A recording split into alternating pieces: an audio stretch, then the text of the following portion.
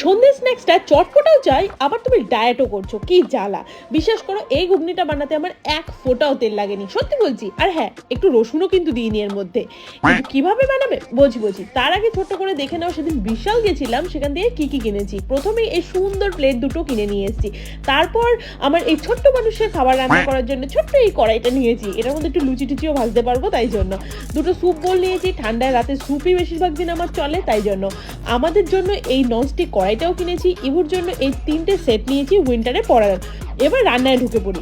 7 থেকে 8 ঘন্টা ধরে মটরটা ভিজিয়ে রেখেছিলাম। প্রেসারে মটরটা দিয়ে তার মধ্যে একটা বড় সাইজের আলু আর একটা টমেটো দিয়ে নিয়েছি। 4টে সিটি দিয়ে নেব। এরপর কুকার খুলে টমেটোটা বের করে নিচ্ছি। এবার একটা বোলের মধ্যে আদা গ্রেট করে সেদ্ধ করা টমেটোকে দিয়ে তাতে পেঁয়াজ কুচি, লঙ্কা কুচি, হলুদ, জিরে গুঁড়ো, ধনে গুঁড়ো, নুন আর তেঁতুলের এরকমভাবে জলটা বানিয়ে নিচ্ছি, সেটা দিয়ে দেবো। প্রেসারে ভালোভাবে আলুটাকে স্ম্যাশ করে নিচ্ছি স্ম্যাশার দিয়ে।